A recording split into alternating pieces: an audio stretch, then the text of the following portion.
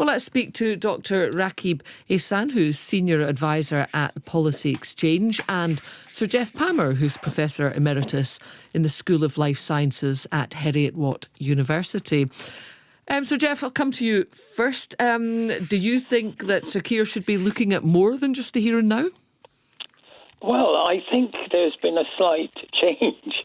A few days ago they were talking about looking backwards. It's the past. And my position has always been on that the past has consequences. And therefore, this contrived position that, our history, slavery, that was illegal. British slavery was illegal. It had to be abolished. People like John Gladstone, William Gladstone, the Prime Minister's father, received 83 million in today's money for his 2,508 slaves. The point is that we have had a history that gave us racism, and therefore racism and, the inequality that we have now, that, these must be addressed. And would money maybe address that? Means that. Pardon? Would money go some way to addressing that? Well, the point is there is always money, but one recommendation is to, apologise and work, which I've done with Edinburgh Council. The first recommendation was an apology, and the council has done that. But money is always required, but it is not in trillions, as has been suggested. This is just a negative statement that is saying, well, we're not going to do anything. But Glasgow University, who did a report, found that they received money from slavery and have set up educational programs with the University of the West Indies. It hasn't cost them trillions. Right, so there are ways. Rakib, what would you like to see come out of all of this debate? Well, I think what I want to see in Samoa is strong proposals for future-oriented collaboration. I think that the UK government and the wider Commonwealth, it cannot afford to get into a tangle over the issue of reparatory justice. And there's no denying the UK's participation in the slave trade, but neither can we ignore the role of powerful and wealthy African kingdoms in selling slaves to European merchants. That can't be overlooked. And I think we also have to recognise that simplistic discussion of reparations also overlook Britain's unique historical role in abolishing the slave trade, from the actions of the West Africa Squadron to its insistence on shutting down the slave markets of Zanzibar. Now, for me, more than ever, a cohesive international alliance is needed to tackle the most pressing challenges of today.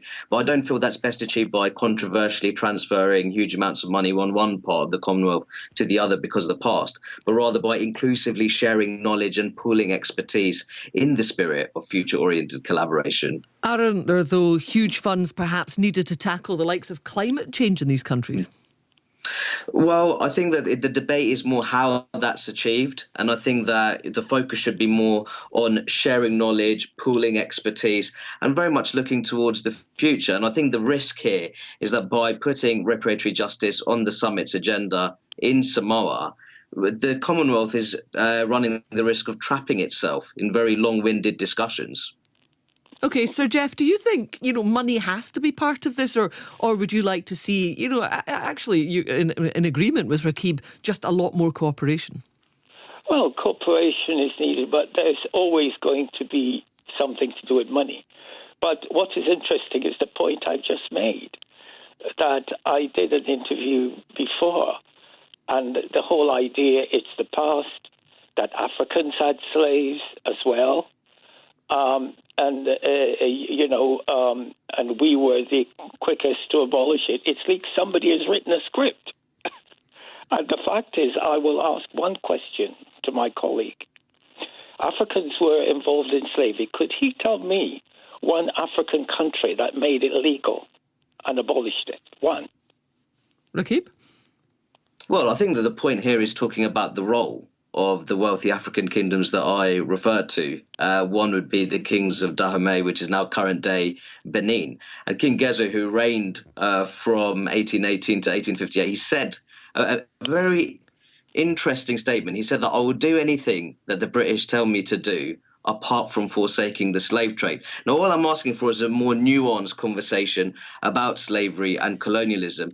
But by talking about these kind of issues, it does show how complicated the history of slavery and colonialism is. Now, the question is, should the Commonwealth risk wrapping itself into these long-winded discussions, or should it look practically at the challenges that face us today, whether that's climate change, but also looking to create more economic and educational opportunities for the hundreds and millions of aspirational young people that live in the Commonwealth. I think that's very important. Sir Jeff, obviously an apology doesn't cost anything. Do you think that, though, would just be a start?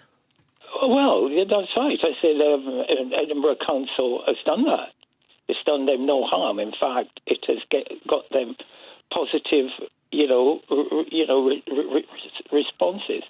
But if people keep bringing up Africans also have slaves, it's like we had them, they had them too, so it balances. OK, but moving forward then, just in 10, 15 seconds or so, what do you think you want to hear from Keir Starmer this conference? I mean, I know in 2 years' time it's likely to come up again. OK, I think very quickly. David Cameron, as Prime Minister, went to Jamaica and he said, let's move on some time ago.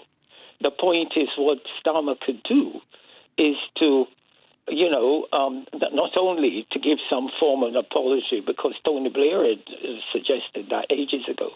The point is that what he should do is to say we will work with the Commonwealth people who, had this slavery, and we will try and improve, something to do with their infrastructure, especially education. Rakib, very briefly, if you would. The main point I make is that I think that the UK government needs to better represent mainstream sentiments in the UK, not only in the UK, but also within significant Commonwealth allies. And research that Policy Exchange has done found that the majority of Britons, in the region of 60%, believe that throughout history the UK has been a force for good overall. But what's really interesting is that if you ask people in India and Nigeria, does the UK do more good than harm in the world? That is the mainstream view in India and Nigeria. India represents 3/5 of the Commonwealth in Africa, and Nigeria is the most populated African country. And I think we need to pay attention to those kind of points as well. OK, thank you both very much indeed. A lot more, obviously, in that one to come. That's Dr. Rakib Ehsan and Sir Jeff Palmer.